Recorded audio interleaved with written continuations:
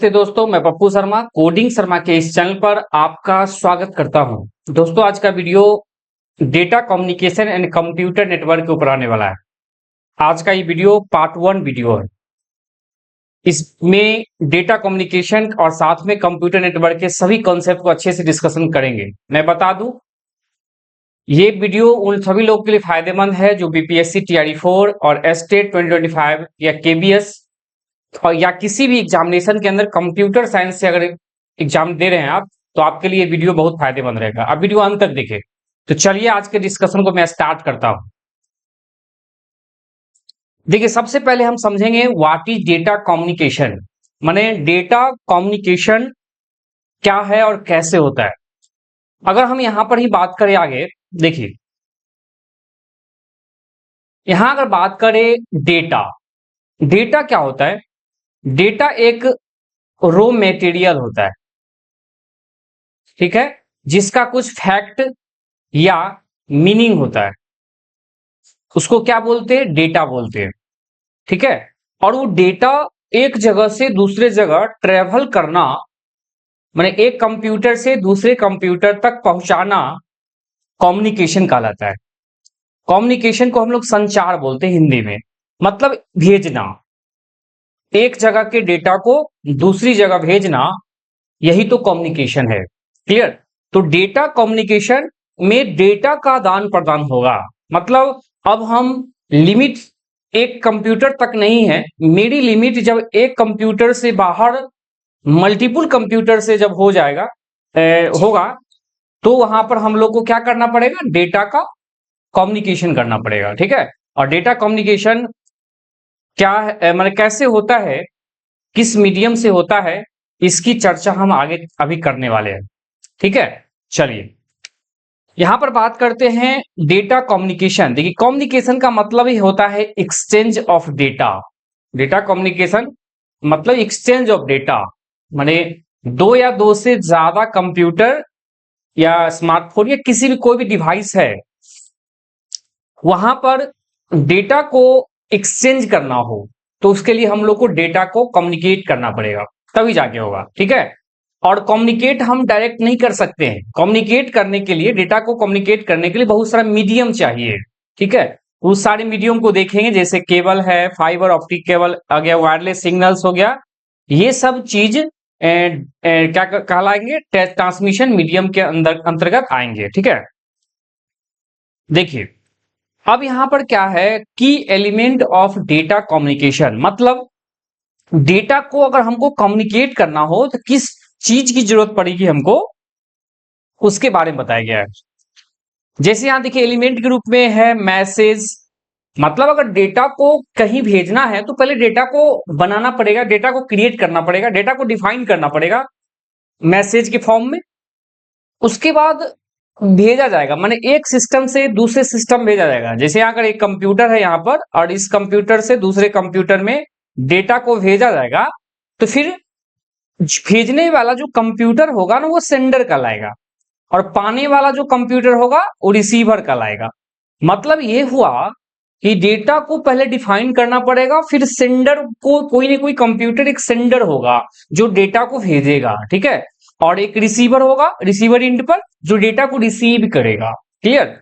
अब यहां पर आगे क्या है? मीडियम। अब डेटा को हम सेंडर रिसीवर भी होगा प्राप्त करना है, लेकिन बीच में कुछ मीडिएटर नहीं होगा, तो फिर डेटा सेंडर से रिसीवर तक पहुंचेगा नहीं। तो उसके लिए हम लोग को मीडियम जरूरत पड़ती है, जिसके अंदर हम लोग को फिजिकल पाथ या वायरलेस मीडियम की जरूरत पड़ती है, और साथ में डेटा को प्रोटोकॉल के माध्यम से, सेटअप रूल्स के माध्यम से ही सेंडर से रिसीवर तक भेज पाएंगे, ठीक है। तो ये चीज है, तो ये सारे की एलिमेंट होंगे डेटा कम्युनिकेशन का, ठीक है। उम्मीद करते हैं आप समझ रहे होंगे। आगे बढ़ते हैं, देखते हैं क्या आगे। अब जैसे यहां देखिए एक एग्जांपल, एक डायग्राम से बताया गया है कि यहां पर कोई सोर्स है जहां से डेटा भेजना, डेटा क्रिएट हुआ है, जहां पर मैसेज क्रिएट किया गया है, डेटा डिफाइन किया गया है, वो सोर्स कहलाए। अब वहां से क्या हुआ, ट्रांसमीटर के द्वारा एक डिवाइस है, नेटवर्किंग डिवाइस, इसके माध्यम से डेटा को ट्रांसमिट किया, भेजा गया आगे, ठीक है। उसका क्या है? Transmission system. अच्छा, ट्रांसमीटर उस क्या कहते हैं, सोर्स के एंड पर होंगे, और रिसीवर एंड में भी रिसीवर होगा। डेस्टिनेशन के अंदर माने ये हो गया भेजने वाला, ये डेस्टिनेशन हो गया पाने वाला। तो माने सेंडर के एंड पर ट्रांसमीटर लगा होते हैं और डेस्टिनेशन पर रिसीवर मतलब जो रिसीव करने वाला। तो वो क्या करेगा, ट्रांसमिशन सिस्टम मतलब कहीं ना कहीं इसके बीच के अंदर जो मीडियम होगा वायरलेस या वायर्ड के माध्यम से डेटा को सोर्स से डेस्टिनेशन तक पहुंचाएंगे। ये चीज है। जैसे एक देखिए आप वर्क स्टेशन जहां से डेटा बनाया गया या डेटा प्राप्त करने के लिए हम प्राप्त करना चाह रहे हैं, तो यहाँ क्या हुआ, एक डिवाइस लगाया गया जिसको मोडेम बोलते हैं। ये क्या किया, मॉड्यूलेटर डिमॉड्यूलेटर होता है, हम आगे चर्चा करेंगे अभी। वो उस डिवाइस के माध्यम से हम लोग डायरेक्टली इंटरनेट से कनेक्ट हो पाते हैं, मीडियम से कनेक्ट हो पाते हैं, डेटा तभी जाके डेटा सेंड हो पाएगा।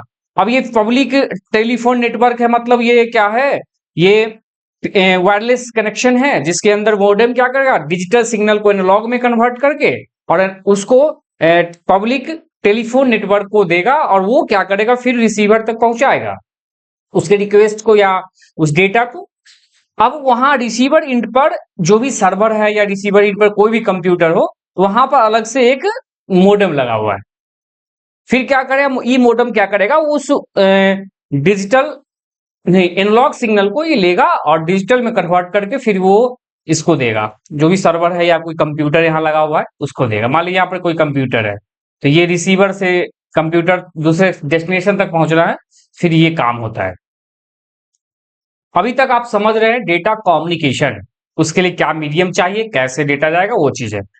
वीडियो में बने रहिए, आपका डाउट बहुत अच्छे से क्लियर होते चले जाएगा। आगे देखिए, अब यहां पर चर्चा हो रही है एनालॉग एंड डिजिटल कम्युनिकेशन। मतलब अगर हम बात करें सिग्नल का, तो डेटा को एक जगह से दूसरे जगह को भेजने के लिए हम लोग को सिग्नल की जरूरत पड़ती है। ठीक है, एनालॉग सिग्नल या डिजिटल सिग्नल ये चीज होती है और इसी के माध्यम से डेटा को हम एक जगह से दूसरे जगह भेज पाते हैं। और ये एनालॉग सिग्नल को डिजिटल सिग्नल, डिजिटल को एनालॉग में कन्वर्ट करने का जो काम करता है, एनालॉग सिग्नल को डिजिटल और डिजिटल सिग्नल में कन्वर्ट करने का जो काम करता है, उस डिवाइस को हम लोग मोडेम बोलते हैं। ये पहले याद रखिए, मोडेम, मॉड्यूलेटर डिमॉड्यूलेटर इसका प्रोनाउंसिएशन है, इसको हम दूसरे भाषा में कहते हैं। लेकिन ये मोडेम का काम है एनालॉग को डिजिटल में और डिजिटल को एनालॉग में कन्वर्ट करना, ये चीज। चलिए अब हम चर्चा करते हैं बारी बारी से एनालॉग सिग्नल। देखिए एनालॉग सिग्नल का मतलब ये हो गया कि कोई वैसा सिग्नल जो एयर में हो, जिस सिग्नल के लिए कोई फिजिकल मीडियम ना हो। फिजिकल मीडियम कहने का यहां सेंस हुआ कि कोई वायर या वायर ना हो, माने बिना वायर का, बिना तार का, जिसे कहते हैं बिना तार का। जैसे हम लोग फोन पर कनेक्शन नेटवर्क पकड़ता है मेरा फोन और वहां से बात कर पाते हैं, तो फोन के अंदर जो नेटवर्क है ना, जो नेटवर्क पकड़ता है नियरेस्ट टावर से, वो वायरलेस है, वो एनालॉग सिग्नल है। हमारे फोन के अंदर भी मोडेम लगा हुआ है, वो एनालॉग सिग्नल को डिजिटल में कन्वर्ट करके उस फोन को देता है, नेटवर्क भेजने का, नेटवर्क देने का काम करता है। तो वही है एनालॉग सिग्नल। यहां लिखा है analog signal involves the transmission of data using continuous signal, माने ये कंटिन्यूअस सिग्नल को ट्रांसमिट करते रहता है उस सिग्नल के माध्यम से डेटा को, और उस very in amplitude frequency and phase. मतलब इस एनालॉग सिग्नल के अंदर एम्पलीट्यूड, फ्रीक्वेंसी और फेज वैरी होते रहते हैं, मतलब कभी बढ़ेगा घटेगा, इस तरह से ये वैरी करते रहते हैं। यहां देख लीजिए एक डायग्राम के माध्यम से आपको एनालॉग सिग्नल दिखाया गया, रिप्रेजेंट किया गया। ठीक है, आगे बढ़िए। अब यहां बात करते हैं डिजिटल सिग्नल। डिजिटल सिग्नल का मतलब ये हो गया कि कोई भी इलेक्ट्रॉनिक डिवाइस के अंदर के सिग्नल कहलाएंगे डिजिटल सिग्नल। जैसे कंप्यूटर है, तो कंप्यूटर में इंटरनेट हम कनेक्ट कर रहे हैं, तो इंटरनेट जो वायरलेस आ रहा होगा, तो वो तो हो गया एनालॉग सिग्नल। और ये कंप्यूटर के अंदर मोडेम लगा हुआ है, तो वो क्या करेगा, एनालॉग को कन्वर्ट करके डिजिटल में और वो उस कंप्यूटर को दे देगा, वो कंप्यूटर सिस्टम को दे देगा। फिर वहां डेटा माने वो कंप्यूटर इंटरनेट से कनेक्ट हो पाएगा और डेटा को कम्युनिकेट कर पाएगा। ठीक है, तो ये चीज है। तो डिजिटल सिग्नल हम लोग को कंप्यूटर के अंदर देखने, माने एक सिस्टम के अंदर देखने को मिलता है। यहां लिखा भी है digital communication refers to the transmission of information using discrete signal, माने जिसकी सिग्नल का मतलब 0 और 1 के फॉर्म में होता है। 0 को ऑन कहते हैं, 1 को 0 को ऑफ बोलते हैं, 1 को ऑन बोलते हैं। इस तरह से। अब over communication channel such as cable, fibre optics या वायरलेस सिस्टम, मतलब ये जो डिजिटल कम्युनिकेशन या हमको केबल में देखने को मिलता है, फाइबर ऑप्टिक्स के अंदर देखने को मिलता है, या वायरलेस सिस्टम भी है उसके अंदर भी हम लोग को डिजिटल सिग्नल एक देखने को मिलता है। यहाँ पर इसका है ये मतलब देख लीजिए डायग्राम है इस तरह से, ये डिजिटल सिग्नल है। आगे बढ़िए। अब हम आगे बात करते हैं डेटा कम्युनिकेशन मोड। अभी तक हम समझे कि डेटा को भेजने के लिए क्या कैसे भेज पाएंगे, तो सिग्नल की जरूरत पड़ेगी, कम्युनिकेशन सिग्नल की जरूरत पड़ेगी, एनालॉग और डिजिटल सिग्नल को। अब हम समझेंगे डेटा कम्युनिकेशन मोड, मतलब डेटा को भेजने के लिए, कम्युनिकेट करने के लिए क्या मोड की जरूरत पड़ेगी, मीडियम, माध्यम। यहां देखिए डेटा कम्युनिकेशन मोड में कुछ यहां पर बताया गया है सीरियल एंड पैरेलल ट्रांसमिशन, मतलब सीरियल और पैरेलल ट्रांसमिशन के मोड पर, के बेसिस पर डेटा को हम लोग भेज पाएंगे। मतलब सिंपल समझ लीजिए कि सीरियल का मतलब कोई डेटा को 1 बाय 1 करके ट्रांसमिट करे, एक एक करके, ठीक है, तो ऐसा हो सकता है। और एक पैरेलल है, एक ही बार में सारा डेटा को भेज सके, पैरेलली काम करे, ठीक है, तो वो पैरेलल डेटा, पैरेलल ट्रांसमिशन हुआ। जैसे सीरियल ट्रांसमिशन के अंदर बताया गया है data is send 1 bit at a time, मतलब एक समय में एक एक बीट करके हम ट्रांसमिट करें, माने एक बीट गया, दूसरा, तीसरा, चौथा, ऐसे बीट बाय बीट, 1 बाय 1 करके अगर हम कम्युनिकेशन लाइन के अंदर हम लोग डेटा को ट्रांसमिट करें तो सीरियल ट्रांसमिशन कहलाते हैं। जैसे एग्जांपल देख लीजिए, सेंडर 1 0 1 1 0 0 इसको भेजा जाता है, तो पहले क्या करेगा, ये 1 को भेजा, फिर आगे क्या किया, 0 भेजा, रिसीवर की एंड पर फिर 1 पहुंचाया, फिर अगला 1 पहुंचाया, फिर 0 पहुंचाया, फिर 1, मतलब बारी बारी से जब हम डेटा को ट्रांसमिट करेंगे सीरियल कहलाएगा। आगे बढ़िए। अगला है पैरेलल।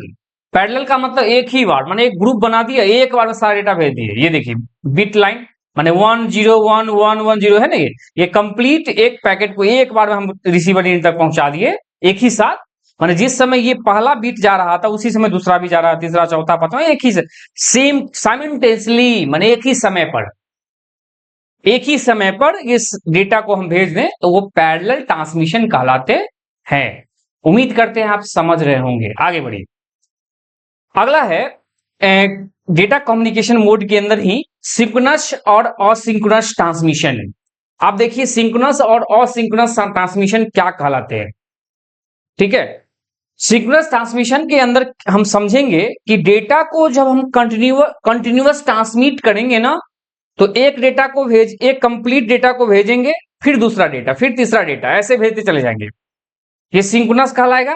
लेकिन असिंक्रोनस के अंदर क्या है कि एक डेटा का एक ग्रुप भेजेंगे तो उस दूसरे डेटा के जब भेजे जाएंगे तो उसके बीच में, पहले डेटा के बीच में दूसरा डेटा गैप होगा, और वहां पर इस चीज की इंफॉर्मेशन भी रहेगी कि डेटा स्टार्ट हुआ है और ये एंड हुआ है, ये बीट एंड हुआ, ये बीट स्टार्ट हुआ। देखिए असिंक्रोनस के अंदर क्या लिखा है कि डेटा इज सेंड 1 कैरेक्टर या बाइट एट ए टाइम, एक कैरेक्टर, एक बाइट माने एट ए टाइम ट्रांसमिट होगा, और साथ में स्टार्ट और स्टॉप बीट भी उसके अंदर मार्क किया जाएगा। इससे पता चल जाएगा कि ये कंप्लीट एक डेटा है और इसका ये स्टार्टिंग बीट है और ये एंडिंग बीट है। जैसे यहां देख लीजिए 0 को बोला स्टार्ट बीट और ये 1 को बोला स्टॉप बीट। इस तरह से माने ये डेटा भेजे रिसीवर तक, वो 1 पहुंचा, मतलब पता चल गया उसको कि वो बीट, मतलब वो डेटा भी स्टार्ट हुआ है ना, और जैसे ही अंत में 1 गया तो वो समझ जाएगा कि अभी डेटा ये इस टाइप का डेटा का खत्म हो गया, फिर अगला डेटा आएगा। तो ये असिंक्रोनस है। और सिंक्रोनस के बारे में क्या बताए थे कि डेटा इज कंटिन्यूअस स्ट्रीम, माने कंटिन्यू भेजते जा रहे हैं।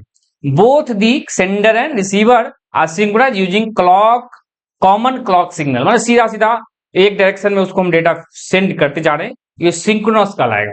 और सिंक्रोनस में डेटा को तो पार्ट में भेजेंगे, लेकिन उसमें एक चीज की भी गारंटी रहेगा कि स्टार्टिंग बीट और एंडिंग बीट, मतलब स्टार्टिंग डेटा और एंडिंग डेटा का भी इंफॉर्मेशन उसको दे देंगे। ये थोड़ा सा सिंक्रोनस से अच्छा है वो कम्युनिकेशन और सिंक्रोनस। उम्मीद करते हैं आप यहां तक समझ गए होंगे। आगे बढ़िए।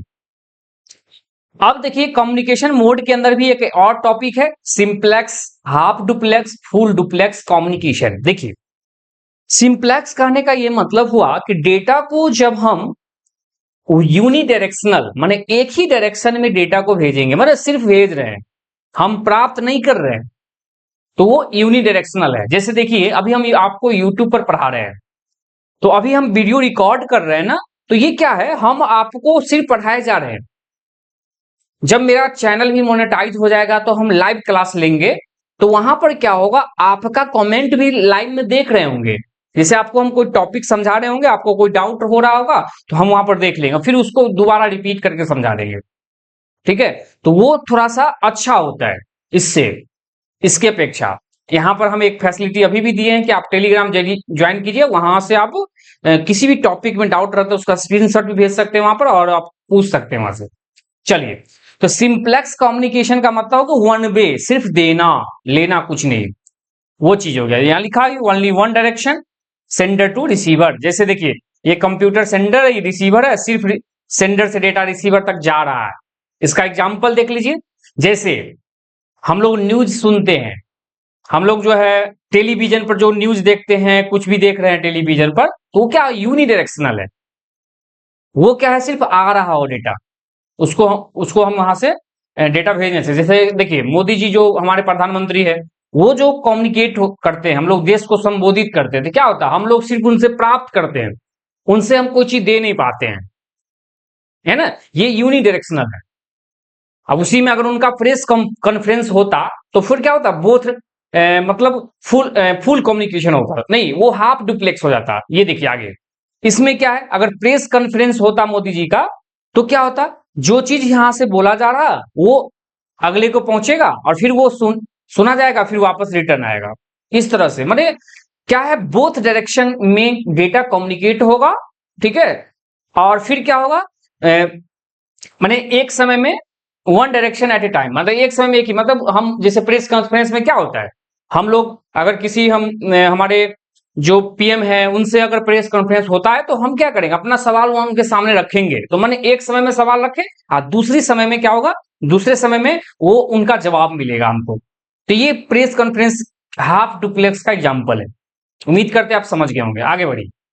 अगला है फुल डुप्लेक्स। फुल डुप्लेक्स में क्या है, एक ही समय में दोनों डायरेक्शन पर काम होगा, एक ही समय सेम होगा, साइमल्टेनियसली, माने एक ही समय में। जैसे हम लोग कॉल पर बात करते हैं, क्या होता है, हम बोल भी रहते हैं और सुन भी रहते हैं, मतलब हम बोल रहे हैं और सामने वाला भी सुन रहा है, बोल भी रहा है, मतलब एक ही समय में दोनों काम हो रहा है, ये कहलाएगा फुल डुप्लेक्स।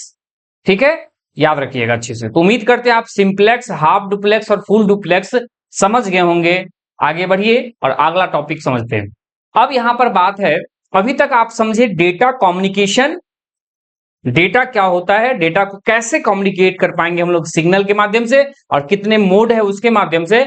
और अब हम समझने वाले हैं कंप्यूटर नेटवर्क, क्योंकि अब हमको डेटा कम्युनिकेट तो करना चाह रहे हैं, डेटा कम्युनिकेट करना चाह रहे हैं, लेकिन हमारे पास कोई नेटवर्क है ही नहीं। नेटवर्क जस्ट कहने का ये सेंस हुआ कि हम डेटा किसको भेजेंगे, ये तो पता होगा तब ना। अगर हम किस रिसीवर के पास डेटा भेजना है, वो पता होना चाहिए।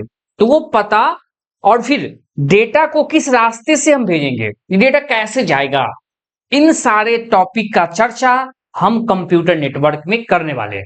ठीक है, इसलिए जहां पर डेटा कम्युनिकेशन होगा उसी के साथ कंप्यूटर नेटवर्क भी देखने को मिलता है। तो चलिए अब हम आगे इस टॉपिक को खत्म करते हैं। देखिए कंप्यूटर नेटवर्क, सबसे पहले हम बात करते हैं नेटवर्क। नेटवर्क का मतलब सिंपल, अभी तक हम चर्चा कर रहे थे कि जब एक कंप्यूटर से ज्यादा कंप्यूटर के बीच में, माने दो या दो से ज्यादा कंप्यूटर जब आपस में मिलके इंटरकनेक्ट होके कुछ डेटा का आदान प्रदान करे, शेयर करे, कम्युनिकेट करे, तो उसके लिए हम लोग की जरूरत पड़ता है नेटवर्क की। क्लियर, ये चीज है। हमारा फोन में हम किसी भी नेटवर्क पर बात कर लेते हैं, फोन लगाते हैं, नंबर डायल करते हैं, बात कर पाते हैं, इंटरनेट भी चला लेते हैं, जहां से मन है वहां से हम कोई चीज एक्सेस कर लेते हैं। ठीक है, तो ये कैसे हो पा रहा है, नेटवर्क के माध्यम से हो रहा है। और कंप्यूटर नेटवर्क कहने का सेंस है कि कंप्यूटर का अपना एक नेटवर्क है, अपना एक इसका क्या कहते हैं, अस्तित्व है। और ठीक है, उसी को हम समझने वाले हैं।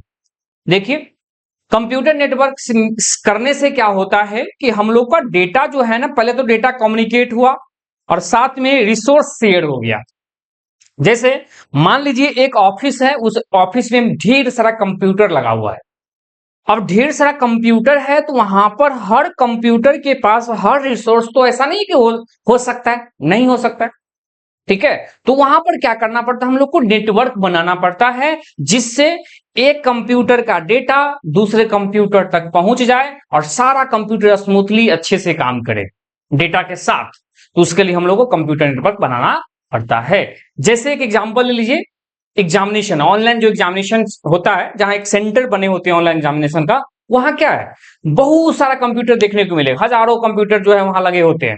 और जो भी स्टूडेंट वहां एग्जाम देने पहुंचता है तो क्या होता है, सारे स्टूडेंट को एक समय में सेम क्वेश्चन सबको प्रोवाइड होता है। भले कुछ मल्टीपल ऑप्शंस अलग अलग हो, लेकिन माने उसका प्लेस अलग हो, लेकिन वो सेम क्वेश्चन सेम एग्जामिनेशन सबको मिल रहा होता है। तो बताइए, अगर वहां पर नेटवर्क नहीं होगा तो क्या करना पड़ेगा, हर एक कंप्यूटर में उस समय जाके कंप्यूटर पर क्वेश्चन लोड करना पड़ेगा। ये बहुत टफ काम, बहुत टफ काम है ये। उतने स्टाफ की जरूरत पड़ेगी हर कंप्यूटर को ऑपरेट करने के लिए, तुरंत एक शिफ्ट खत्म हुआ, दूसरे शिफ्ट का एग्जाम लेना है, तो ये प्रॉब्लम हो जाएगा। तो इसी प्रॉब्लम सबको दूर करके कंसेप्ट लाया गया नेटवर्क का, और नेटवर्क आने से बहुत ज्यादा फायदा हुआ। और जिससे क्या हुआ, एक सर्वर रूम है, एक वहां पर कंप्यूटर, मेन कंप्यूटर है सर्वर रूम, और वहां से क्या हुआ, समय जब स्टार्ट हुआ, सारे नेटवर्क के माध्यम से सभी कंप्यूटर पर वो क्वेश्चन क्या कर दिया गया, लोड कर दिया गया एक समय, और सभी लोग अच्छे से एग्जाम दे पाए वहां। ये नेटवर्क के माध्यम से हुआ, क्योंकि वहां क्वेश्चन क्या हुआ, शेयर हुआ, वही तो रिसोर्स शेयर। चलिए, डेटा, फाइल, एप्लीकेशन, प्रिंटर, ये सब को हम शेयर कर सकते हैं। जैसे एक ऑफिस में 10 कंप्यूटर लगा हुआ है और प्रिंटर एक ही है, अगर हमको प्रिंट करना हो तो 10 कंप्यूटर के 10 को प्रिंटर लगाना पड़ेगा, तो स्वाभाविक है कॉस्ट ज्यादा आएगा, खर्च ज्यादा लगेगा। एक प्रिंटर की कीमत 15,000 है, तो स्वाभाविक है 10 कंप्यूटर की 1.5 लाख रुपया की एक्स्ट्रा खर्च होगी। तो क्यों ना हम एक कंप्यूटर खरीदे और सारे 10 कंप्यूटर को आपस में इस प्रिंटर के साथ नेटवर्क के माध्यम से जोड़ दे, और कोई भी लोग अगर प्रिंट कमांड डाले तो एक ही कंप्यूटर से प्रिंट हो जाए। क्लियर? तो इसके लिए हम लोग को नेटवर्क बनाना पड़ता है। बहुत फायदा है नेटवर्क बनाने से। देखिए, अब यहां कहता है पर्पस ऑफ कंप्यूटर नेटवर्क, माने कंप्यूटर नेटवर्क का क्या उद्देश्य है। स्वाभाविक है, रिसोर्स शेयर करना, पैसा बचाना, ये सब चीजें। पहला है कम्युनिकेशन, माने सबसे पहला उद्देश्य है कम्युनिकेट करना, माने एक जगह से डेटा को दूसरी जगह भेजना। ठीक है, जैसे हम व्हाट्सएप पर हम कोई भी चीज को डालते हैं, तुरंत सामने वाला के पास पहुंच जाता है, चाहे वो कहीं बैठा हुआ है, तो वो कम्युनिकेट ही तो हो रहा है। उसके अंदर कम्युनिकेट के रूप में ईमेल हम भेजते हैं, चैटिंग करते हैं, वीडियो कॉल करते हैं, ये सब चीजें। उसके बाद अगला क्या है, रिसोर्स शेयरिंग, माने एक कंप्यूटर, मान लीजिए हमारे पास कंप्यूटर है, हम हमारे पास कुछ रिसोर्स है, हम सबको देना चाहते हैं रिसोर्स, तो उस वहां पर रिसोर्स शेयरिंग हो गया। जैसे एक ऑफिस है, उसके अंदर एक ही प्रिंटर लगा हुआ है और वो मल्टीपल लोग उसको यूज कर रहे हैं, तो रिसोर्स शेयरिंग हुआ। फाइल को भी शेयर कर सकते हैं। जैसे आप जाएंगे बैंक में, तो वहां पर क्या है, बैंक का अपना एक नेटवर्क होता है, तो एक स्टाफ के पैसा निकालने गए, अगर अकाउंट में कोई किसी तरह का आपको केवाईसी या किसी तरह की बात है, तो वो क्या करेगा, आप जिस लाइन में लगे हैं वहां से वो क्या करेगा, वो आपका कुछ रिकॉर्ड को, फाइल को लोड कर देगा उस नेटवर्क में। आपको कहेगा वो दूसरे कंप्यूटर पर जाइए और उनके उस मैम के पास जाइए, वो सर के पास जाइए, वहां जाइए और उनसे वो चीज लेके आइए वहां से। तो हम जब उनके पास पहुंचते तो वो क्या करते हैं, वो सामने वाले मतलब वो अपना कंप्यूटर चेक करते हैं नेटवर्क में, क्योंकि वो दूसरे व्यक्ति, दूसरा जो स्टाफ था, वो क्या किया, उसके अंदर नेटवर्क में वो फाइल डाल दिया, और वो क्या किया, वहां जाके दूसरे कंप्यूटर उसको वेरीफाई किया गया। शेयर हुआ, किसके माध्यम से काम हो रहा है, इंटरनेट के माध्यम से ही तो काम हो रहा है, नेटवर्क के माध्यम से ही तो काम हो रहा है। रिसोर्स शेयरिंग हो, और इंटरनेट के माध्यम से भी रिसोर्स शेयर करते हैं। अगला है डेटा शेयरिंग। अच्छा, अब देखिए डेटा का भी तो शेयर होता है, जैसे डेटाबेस। आज हम एक एप्लीकेशन के अंदर हम लोग डेटा फॉर्म भरते हैं, तो वह डेटा मेरा डेटाबेस में स्टोर होता है, और फिर डेटा को हमको निकालना होता है। अगर हम कोई देखना चाहते हैं कि हम कब फॉर्म फिलअप किए थे और कब क्या किए हैं, रोल नंबर क्या है, ये चीज क्या है, तो वो सब डेटाबेस के माध्यम से हम डेटा शेयरिंग कर सकते हैं। एप्लीकेशन भी शेयर करते, नहीं करते, व्हाट्सअप शेयर ही तो कर रहे हैं उसमें ढेर सारा चीज। अगला है रिमोट एक्सेस। अब नेटवर्क का भी एक फायदा है कि हम कहीं पर बैठ के कहीं से किसी तरह जगह का डेटा को हम क्या करते हैं, रिमोटली एक्सेस कर पाते हैं, कर लेते हैं। देखते हैं कि मतलब यहाँ बैठे बैठे हम दूसरे कंप्यूटर को ऑपरेट कर लेते हैं, रिमोट शेयरिंग तो ही हुआ। ठीक है, ये चीज है। रिमोट का मतलब बाहर, सिंपल एक्सेस करना, माने कहीं बैठ के किसी दूसरे कंप्यूटर को एक्सेस कर लेना, रिमोट शेयरिंग कहलाता है। खास करके हैकर सब जो देखते हैं क्या है, वो किसी कंप्यूटर को एक फाइल भेज के वहां से उस कंप्यूटर को रिमोटली एक्सेस कर लेता है, उसके अंदर के ओटीपी जितनी बड़ी फाइल ले लेता है वो। ये चीजें आगे बढ़ी। अब अगला बात करते हैं डेटा कम्युनिकेशन मीडियम। ठीक है, डेटा को कम्युनिकेट करने का क्या क्या मीडियम होगा। यहां देखिए, ट्रांसमिशन मीडियम के अंदर हम चर्चा करेंगे guided medium, unguided. Guided medium का मतलब जिसमें कोई फिजिकली मीडियम हो, माने वायर्ड, फिजिकली इसके अंदर आ जाएगा वायर्ड। ठीक है, और ये हो गया वायरलेस, ये हो गया वायरलेस। ठीक है, अनगाइडेड माने वायरलेस, और ये वायर के मोड पर। अब यहां पर लिखा भी है, और इसके अंदर देखिए हम लोग ट्विस्टेड पेयर केबल है, कोएक्सियल केबल है, फाइबर ऑप्टिक्स केबल है, ये सब नेटवर्किंग मतलब कंपोनेंट है, नेटवर्किंग पार्ट्स है। और ये अनगाइडेड के अंदर एयर आ गया, हवा में। आगे बढ़िए, अब बारी बारी से देखते हैं। ट्विस्टेड पेयर केबल के अंदर देख लीजिए, मतलब इस तरह से पेयर है, देखिए दो पेयर में इस तरह से ट्विस्टेड है, ये ट्विस्टेड पेयर केबल कहलाता है। तो इस तरह से जो केबल है वो ट्विस्टेड पेयर केबल कहलाता है। इसके अंदर होता क्या है, इसके अंदर है क्या कि टू इंसुलेटेड कॉपर वायर इसके अंदर लगे होते हैं। यहां देख लो, देख लीजिए, ये इंसुलेटेड कॉपर वायर है, यहाँ पर ये चीज देख रहे हैं। और around the each other help the reduce electromagnetic interference EMI और cross talk between neighbour pairs. ठीक है, मतलब इसका अपना एक खासियत है, और ये नेटवर्किंग डिवाइस है ट्विस्टेड पेयर केबल, इससे डेटा को ट्रेवल करने में काम होता है। जैसे हम लोग सिंपल जानते हैं कि यहाँ बैठे बैठे नेटवर्क चला लेते हैं, इंटरनेट चला पाते हैं कैसे, तो जो भी नियरेस्ट टावर है वहां उस टावर से वो दूसरे टावर के पास वो फिजिकली वायर गया हुआ रहता है, और वो वायर उस फिजिकली टावर तक पहुंचता है नेटवर्क सिग्नल, और वो सिग्नल टावर क्या करता है, उस सिग्नल को ट्रांसमिट करता है एयर में, माना अनगाइडेड बनाता है। अगला है कि ट्विस्टेड पेयर का कुछ टाइप है, देखिए यूटीपी है ना, UTP unshielded twisted pair, unshielded है माने सिंपल प्लास्टिक का सिर्फ कवर होगा और उसके अंदर ये हो गया, इस तरह से होगा तो अनसील्डेड हो गया। और ये एसटीपी हो गया, सील्डेड ट्विस्टेड पेयर। इसके अंदर देखिए ये कॉपर का एक अलग से मेटल का ये लगा हुआ है, तो ये इस तरह से जो है ये ट्विस्टेड एसटीपी है, माने सील्डेड ट्विस्टेड पेयर। चलिए आगे बढ़िए। अगला है कोएक्सियल केबल। देखिए कोएक्सियल केबल जो है ये इस तरह से होता है, और इस तरह से इसका अपना है, और इसमें क्या है कि इनर कंडक्टर इसके अंदर लगे हैं, यहाँ पर ये जो है सबसे अंत में है, ये इसी से सिग्नल ट्रांसमिट होता है। और ये सब जो ऊपर से कवर है वो सिग्नल को अच्छे से भेजने में मदद करता है। ठीक है, कि डेटा कहीं लॉस ना कर जाए, कवर इसीलिए तो लगाए होते।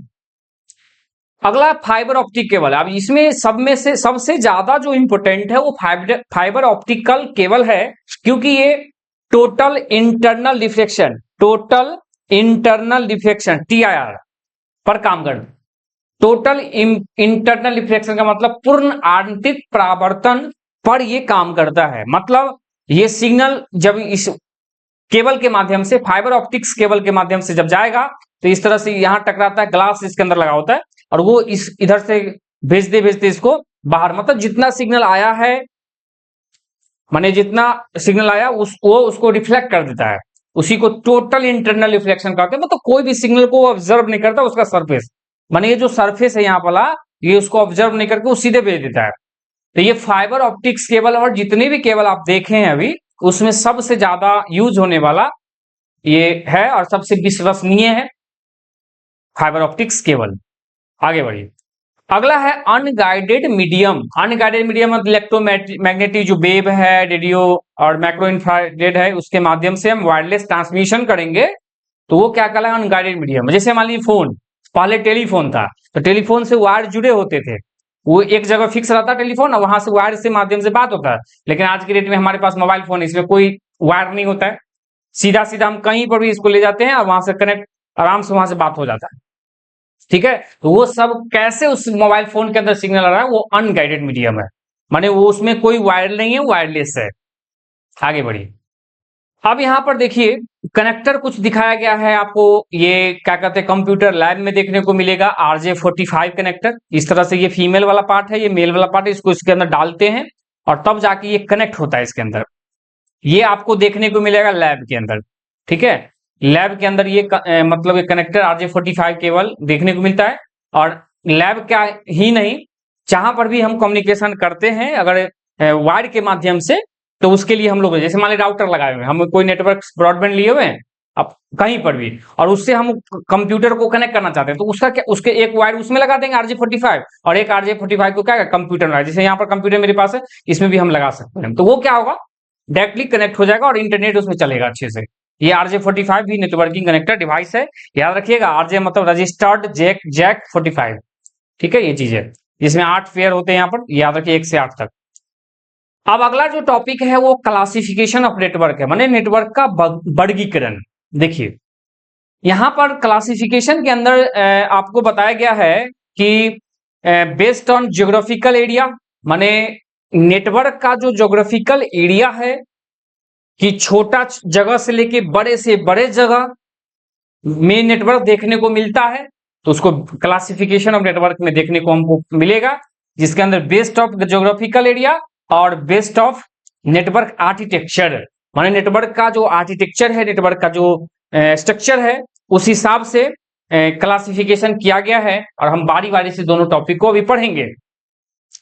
देखिए बेस्ड ऑन ज्योग्राफिकल एरिया के अंदर हम लोग नेटवर्क देखने को मिलता है पैन माने personal area network, LAN local area network, MAN metropolitan area network और वैन वाइड एरिया नेटवर्क। ये हमको अभी नेटवर्क देखने को मिलता है, ठीक है। ये चीज है यहाँ पर लिखा भी है क्लासिफिकेशन नेटवर्क साइज के हिसाब से, ज्योग्राफिकल कवरेज के हिसाब से, आर्किटेक्चर के हिसाब से और टोपोलॉजी के हिसाब से हम लोग क्लासिफिकेशन कर देते हैं। चलिए बारी बारी से अब इस चीज को समझिए। देखिए पर्सनल एरिया नेटवर्क का मतलब हो गया कि अपना खुद का नेटवर्क, जैसे हमारे फोन के अंदर भी नेटवर्क है और इस नेटवर्क से जब हम दूसरे कंप्यूटर मोबाइल को कंप्यूटर को कनेक्ट करना चाहते हैं तो इसका हॉटस्पॉट खोल देते हैं और दूसरे कंप्यूटर में कनेक्ट कर दिए, ठीक है, दूसरे कंप्यूटर में कनेक्ट कर दिए, तो ये कहलाएगा, ये क्या कहलाएगा, दूसरे कंप्यूटर में कनेक्ट कर दिए, ये क्या कहलाएगा, ये पर्सनल एरिया नेटवर्क कहलाएंगे। पर्सनल एरिया नेटवर्क में ब्लूटूथ, वाईफाई, ये सब पर्सनल एरिया नेटवर्क के अंदर आता है और इसके अंदर ये सबसे स्मॉलेस्ट होता है, ठीक है। और ये इसका जो अपना रेंज है 1 से लेकर 10 मीटर तक का होता है, ठीक है। अब इसके अंदर देख लीजिए आपको, जैसे यहाँ डिवाइस में डिवाइस 2, जैसे देखिए स्मार्टफोन, अगर स्मार्टफोन को वायरलेस एयरफोन से कनेक्ट करते हैं, जैसे एयरबड होता है लगाते हैं, एयरबड को स्मार्टफोन से कनेक्ट करते हैं, तो वो उसके लिए भी तो एक नेटवर्क फॉर्म हुआ वहां पर ब्लूटूथ, जिससे ब्लूटूथ ऑन करते हैं तो वो एयरबड का ब्लूटूथ आपस में कनेक्ट होके और फिर क्या होता है इसमें से सिग्नल भेज रहा होता है, आराम से हम लोग म्यूजिक या जो भी चीज सुन रहे होते हैं या बात कर रहे होते हैं। अगर लैपटॉप को मोबाइल से कनेक्ट करना है तो फिर यूएसबी के माध्यम से या वाईफाई हॉटस्पॉट के माध्यम से मोबाइल हम जोड़ सकते हैं। स्मार्टफोन को स्मार्टफोन जो है एक स्मार्टफोन को दूसरे स्मार्टफोन से हम ब्लूटूथ या वाईफाई के माध्यम से भी हम लोग जोड़ जाते हैं, ये चीजें। और पीसी को प्रिंटर जोड़ना है, एक प्रश्न कंप्यूटर को अगर प्रिंटर से जोड़ना है तो ब्लूटूथ से भी जोड़ सकते हैं या यूएसबी पोर्ट से जोड़ सकते हैं। तो ये सब जो नेटवर्क देखने को आपको मिलेगा ये पर्सनल एरिया नेटवर्क है। आगे बढ़िए, अगला बात करते हैं लैन लोकल एरिया नेटवर्क। ये क्या है, ये पर्सनल एरिया नेटवर्क से बड़ा होता है।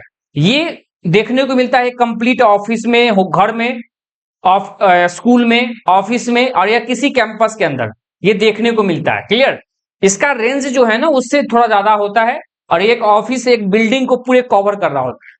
मान लीजिए एक एसबीआई का बैंक है, उस बैंक 3 फ्लोर में है, या एक एसबीआई का बैंक है उसके अंदर बहुत सारे कंप्यूटर लगा हुआ, बहुत सारे स्टाफ के लिए बहुत सारे कंप्यूटर लगा हुआ है, तो सब जो है सारे कंप्यूटर को एक नेटवर्क के माध्यम से, लोकल नेटवर्क के माध्यम से कनेक्ट कर देता है, तभी तो एक जगह का डेटा दूसरी जगह पहुंच जाता है। तो वहां पर लोकल नेटवर्क हम लोग बनाते हैं और इससे क्या हुआ कि हमारे प्रिंटर, स्कैनर, ये सब को क्या किए, शेयर कर लिए, शेयर हो गया ये, ठीक है। ये चीज है, जैसे एग्जांपल ऑफ लैन के बारे में बताया, computer connected in a classroom, computer lab, computer जो लैब है उसके अंदर भी आपको देखने को मिलेगा लैन। ऑफिस नेटवर्क के अंदर प्रिंटर, सर्वर, वर्क स्टेशन, इसको एक्सेस करने के लिए क्या मिलता है, आपको लैन मिलता है। जैसे ऑनलाइन एग्जामिनेशन, ऑनलाइन एग्जामिनेशन के अंदर भी जो वर्क स्टेशन होते हैं, सर्वर होते हैं, उस सर्वर से जितने कंप्यूटर, मान लो 1000 कंप्यूटर है 1000 लोगों के लिए एग्जाम देने के लिए, अब यहाँ पर वर्क स्टेशन सर्वर लगा हुआ है, वो क्या करेगा डायरेक्टली उस वहां पर नेटवर्क फॉर्म हुआ लैन, और वो क्या किया वर्क स्टेशन या सर्वर जो है उससे सारा क्वेश्चन या जो डेटा है वो सब कंप्यूटर पर शेयर कर दिया। ठीक है, वहां पर लैन नेटवर्क देखने को मिलता है। आगे है home network connected to PC phone, ये सब जो है आपको लैन नेटवर्क का एग्जांपल है। अब देखिए मैन क्या है, मेट्रोपोलिटन नेटवर्क का मतलब ये एक पूरे शहर को कवर करता है। लैन के बारे में क्या समझे, वो एक बिल्डिंग को एक ऑफिस को कवर करता है, लेकिन एक ऑफिस से मल्टीपल ऑफिस जब हो जाएगा तो उसको कवर करने का काम करता है। एक शहर या एक से ज्यादा शहर में के अंदर एक ही ब्रांच मतलब एक ही टाइप के अगर कोई है उसका बहुत सारा मल्टीपल ब्रांच बना हुआ है, ठीक है, तो उसके लिए मैन वहां पर देखने को मिलेगा। जैसे देखिए मान लीजिए एसबीआई का बैंक, एसबीआई बैंक है तो उस बैंक का एक माने शाखा है, अब उस ऐसा ऐसा उसका बहुत सारा ब्रांच बना हुआ है, ठीक है, एक शहर के अंदर, तो सारे शहर का जो कम्युनिकेशन एक जगह कम्युनिकेट होके काम करता है। ठीक है, तभी तो एक बैंक से दूसरे जब बैंक कहीं पर बैठ के हम दूसरे बैंक से पैसा निकाल लेते हैं, जमा कर देते हैं, तो कहीं ना कहीं वो अकाउंट वहां से एक्सेस कर पाया, माने खाता यहाँ खुलवाए और दूसरे बैंक में जाके, या दूसरा बैंक छोड़ दीजिए, फिलहाल अभी सेम बैंक का बात कर रहे हैं, तो इस एसबीआई के बैंक में हम खाता ओपन करवाए और दूसरे बैंक माने एसबीआई के बैंक के दूसरे ब्रांच में जाके हम पैसा जमा कर दिए, तो कहीं ना कहीं यहाँ का जो रिकॉर्ड है आपका वो वहां जाके वो एक्सेस करता है, देखता है, तब जाके उसमें डिपॉजिट लेता है। तो ये मतलब एक ब्रांच से ज्यादा ब्रांच जब हो जाएंगे तो मैन का एग्जांपल है, ये एक ऑफिस तो है ही और मल्टीपल ऑफिस एक शहर के अंदर को कनेक्ट करने का काम करता है, और ये बड़ा होता है। देखिए लैन बट स्मॉलर देन वैन, माने ये लैन से तो बड़ा होता है लैन से, लेकिन वैन वाइड एरिया नेटवर्क से छोटा होता है। इसमें देख लीजिए connecting to all the branches of bank, यहाँ लिखा भी है, माने एक शहर के अंदर जितने ब्रांच है सबको कनेक्ट करता है। University campus of network multiple building, माने एक यूनिवर्सिटी है और उसके जितने कॉलेजेज हैं तो सब कॉलेजेस को वो यूनिवर्सिटी आपस में कनेक्ट करके रखता है मैन के माध्यम से।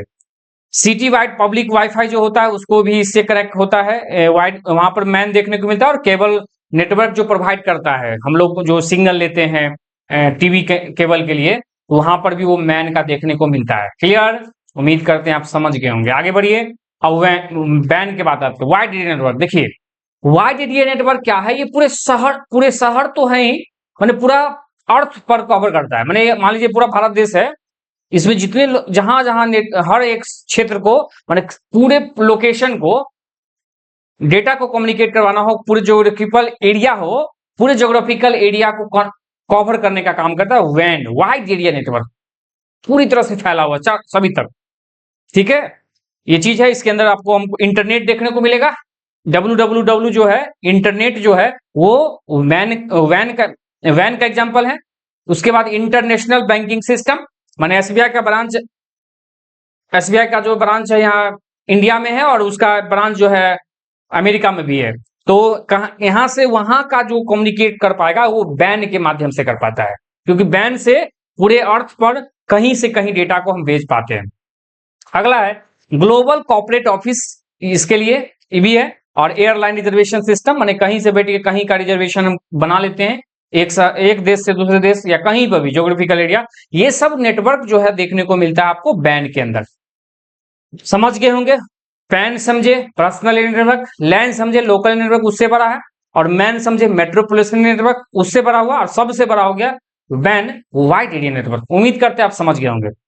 अगला देखिए, अगला है बेस्ड ऑन नेटवर्क आर्किटेक्चर, माने नेटवर्क का जो आर्किटेक्चर है उस हिसाब से आपको देखने को मिला ये चीज, और इसके अंदर जो है आपको देखने को मिला क्लाइंट सर्वर।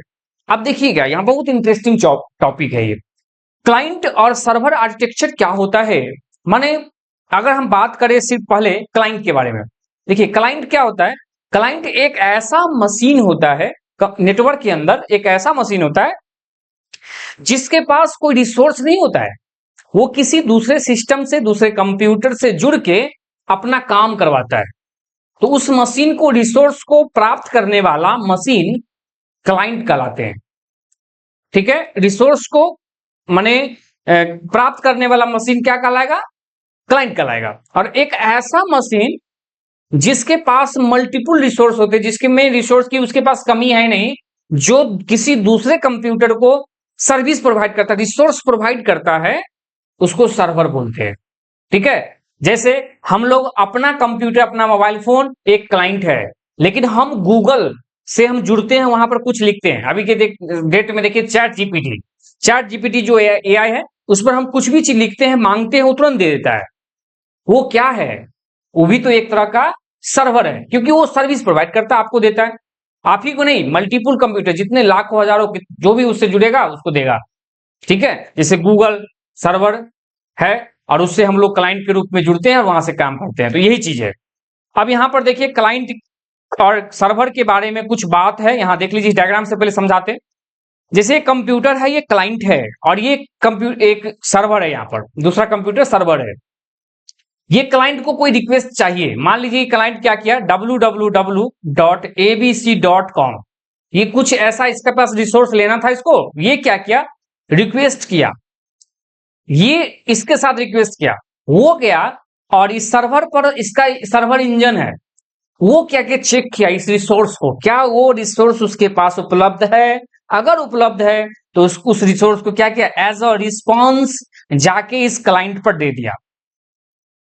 ठीक है, तो इससे क्या हुआ, क्लाइंट का अपना काम हो गया। हम लोग भी क्लाइंट्स के रूप में हम लोग देखिए कोई फॉर्म भरते हैं, जैसे अभी आप आने वाले समय में बीपीएससी का फॉर्म भरिएगा, टीआरई बोर्ड का, तो हम लोग बीपीएससी के साइट पर चले जाते हैं, वहां साइट पहले मांगते हैं, फिर वहां पर फॉर्म मांगते हैं उसका, और फिर फॉर्म में फिलअप करते हैं और सबमिट करते हैं। तो हम अपना डेटा को रिक्वेस्ट करके उसको स्टोर करना चाहते हैं उस सर्वर पर, उसके सर्वर पर, बीपीएससी का जो अपना सर्वर होगा। ठीक है, ये चीज है। तो ये क्लाइंट के केस में रिक्वेस्ट और रिस्पांस की काम होती है, और रिक्वेस्ट रिस्पांस का जो काम करने का जो प्रोटोकॉल काम करता है, उस प्रोटोकॉल का नाम है HTTP या HTTPS। ये प्रोटोकॉल काम करता है। इस HTTP या HTTPS को कम्युनिकेशन प्रोटोकॉल भी कहते हैं, कम्युनिकेशन प्रोटोकॉल भी बोलते हैं, माने कम्युनिकेट करने का काम करता है, रिक्वेस्ट रिस्पांस का काम करता है। अब HTTP के बारे में समझिए। HTTP का मतलब होता है हाइपर टेक्स्ट ट्रांसफर प्रोटोकॉल, मतलब और HTTPS होता है hyper text transfer protocol with secure, ये चीज है। अब ये दोनों प्रोटोकॉल या HTTP प्रोटोकॉल का काम क्या है वो समझिएगा। ये क्या करता है, जब भी कभी भी कोई रिक्वेस्ट हुआ, जैसे देखिए www.abc.com, अगर हम कोई रिस्पॉन्स है, ये मेरा URL है, इस URL को एज अ HTTP प्रोटोकॉल क्या करेगा, HTTP अपने साथ क्लोन www.abc.com ये लिया, और ये प्रोटोकॉल क्या किया, रिक्वेस्ट लेके गया सर्वर पर, इस सर्वर के पास, सर्वर के पास गया, और सर्वर के पास ही अगर रिसोर्स उपलब्ध है, उसको क्या किया, सर्वर भेज दिया। भेजा माने यही HTTP प्रोटोकॉल उसको लेके आया एज रिस्पॉन्स के तौर पर, और ये क्लाइंट को दे दिया, क्लाइंट को मिल गया। और क्लाइंट को देने के बाद क्या हुआ, ये सर्वर और क्लाइंट का जो रिलेशन था वो खत्म हो गया, ब्रेक। अब ब्रेक करने का सेंस ये हो गया कि अगली बार जब हम उसके अंदर कुछ डालेंगे और फिर उसको रिक्वेस्ट करेंगे, तो वो क्या करेगा, फिर से जाएगा वो क्लाइंट के सर्वर के पास और फिर रखेगा या जो भी करेगा। मतलब HTTP प्रोटोकॉल को हम लोग कनेक्शन लेस प्रोटोकॉल कहते हैं, इसलिए क्योंकि जब क्लाइंट रिक्वेस्ट सर्वर पर जाता है, सर्वर जब क्लाइंट रिस्पॉन्स दे देता है, तो क्लाइंट और सर्वर के बीच का जो रिलेशन है वो खत्म हो जाता है, ब्रेक कर जाता है। माने वो सर्वर जो है ना, वो क्लाइंट को पहचान नहीं रहा होता है कि ये पिछले बार भी आया था। ठीक है, ये चीज है इसके अंदर। मतलब आप याद रखिएगा, HTTP जो प्रोटोकॉल है, ये कनेक्शन लेस प्रोटोकॉल है। ठीक है, कनेक्शन लेस प्रोटोकॉल है, मतलब इसमें कोई कनेक्शन, जब रिक्वेस्ट रिस्पॉन्स की काम हो जाती है तो वो कनेक्शन उसी समय ब्रेक कर देता है, वो उसको याद नहीं रखता है सर्वर। जब भी फिर से दोबारा रिक्वेस्ट होगा, तो हमेशा वो सर्वर न्यू रिक्वेस्ट कहलाता है। वो इन्हें कह रहा था कि तुम पहले से आए हुए क्लाइंट हो, नहीं, हर समय उसको नया आइडेंटिफिकेशन करता है। तो ये एक तरह का प्रॉब्लम है। क्यों प्रॉब्लम है कि जैसे मान लीजिए हम पेमेंट करने जाते हैं, तो पेमेंट के लिए हम फॉर्म फिलअप किए, आप मान लीजिए कि कोई फॉर्म भरे, फॉर्म का पूरा रिकॉर्ड कर दिए, फॉर्म भरा गया, अब पेमेंट सेक्शन गए, तो पेमेंट लेने का काम करता है जो पेमेंट के बैंक, जो मर्चेंट है, बैंक का जो मर्चेंट होता है वो पेमेंट रिसीव करता है। तो हम अपने फॉर्म से मर्चेंट के फॉर्म एप्लीकेशन पर चल जाते हैं, मूव करते हैं। तो जब बताइए कि इस पेज से इस पेज पर जब मूव कर गए, तो बीच में नया रिक्वेस्ट हो गया, जब नया रिक्वेस्ट हो गया, एचटीटीपी प्रोटोकॉल काम कर रहा है, नया रिक्वेस्ट हो गया, तो इस समय ये पता नहीं चलेगा मर्चेंट को ये किसका है, किस यूजर का ये पेमेंट है। ये एक समस्या है, इसलिए कनेक्शन लेस प्रोटोकॉल एचटीटीपी का आता है।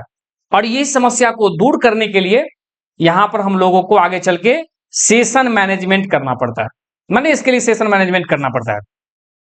सेशन मैनेजमेंट करने से ये सेशन एक तार जुड़ा होता है कि इसके बाद ये पेज आएगा, इसके बाद ये पेज आएगा, और हर एक अगला पेज अपने पिछले पेज को पहचान रहा होता है, और हर एक अगला पेज माने पिछला पेज अपने अगले पेज को पहचान रहा होता है। ये चीज सेशन मैनेजमेंट के अंदर है। क्लियर। और सेशन मैनेजमेंट के अंदर हमको देखने को मिलता है session object, URL rewriting, hidden field, ये सब जो है ना, ये आपको सेशन मैनेजमेंट है। कुकी, एक और याद आया, कुकी, ये सब क्या है, सेशन मैनेजमेंट है। मैंने फिर से रिपीट कर दे रहा हूं, cookie, session object, URL rewriting और हिडन फील्ड, ये जो चार बताएं, ये सेशन मैनेजमेंट करने का एक तरीका है, एक जरिया है, इस कनेक्शन लेस को कनेक्शन ओरिएंटेड बनाने के लिए। ठीक है, तभी जाके पेमेंट करने जब मर्चेंट के पेज पर पहुंचते हैं, तो ये इस पेज से जो बीपीएससी का पेज था और ये मर्चेंट का पेमेंट का पेज है, उसके बीच का रिलेशन को ये सेशन मैनेज करके रखता है। उम्मीद करते हैं आप समझ गए होंगे अच्छे से। आगे बढ़िए। अगला है पीर टू पीर नेटवर्क। मतलब पीर का मतलब क्या हुआ, एक हब लगा हुआ है, एक हब नेटवर्किंग डिवाइस, इस सब का चर्चा हम आगे करेंगे अगले वीडियो में। ठीक है, अगले वीडियो में नेटवर्किंग डिवाइस मतलब सारा नेटवर्किंग खत्म करेंगे नेक्स्ट वीडियो में। आज का जो पार्ट 1 वीडियो है इसमें ये बेसिक बात बताए, और पार्ट 2 वीडियो में सारा कंसेप्ट को खत्म करके 2 वीडियो में पूरी नेटवर्क खत्म कर देंगे। देखिएगा इसमें क्या है, पीर टू पीर नेटवर्क मतलब एक हब लगा नेटवर्क डिवाइस और उससे सारे कंप्यूटर को जोड़ दिया, जिसको मन है जिसको डेटा भेज दे। ठीक है, माने पीर 1 माने इस कंप्यूटर को मन हुआ इसको भेजना, तुरंत हब के माध्यम से इसको शेयर कर देगा, तो ये डायरेक्टली शेयर कर देगा। ये हो गया पीर टू पीर नेटवर्क। आगे बढ़िए, चलिए तो आज का डिस्कशन इस वीडियो में हम यहीं रख के खत्म करते हैं। उम्मीद करते हैं आपको वीडियो पसंद आया होगा। वीडियो पसंद आए तो वीडियो को लाइक करते जाएं, और साथ में अगर चैनल पर पहली बार देख रहे हैं चैनल को सब्सक्राइब कर लीजिएगा, जिससे हमको एक मोटिवेशन मिलता है, हमको भी पढ़ाने में मन लगता है कि मेरे से लोग जुड़ रहे हैं। ठीक है, इसके लिए कम से कम सब्सक्राइब कर लीजिए और अपने दोस्तों में भी शेयर कर लीजिएगा। ठीक है, आज का वीडियो यहीं खत्म करते हैं। Thank you.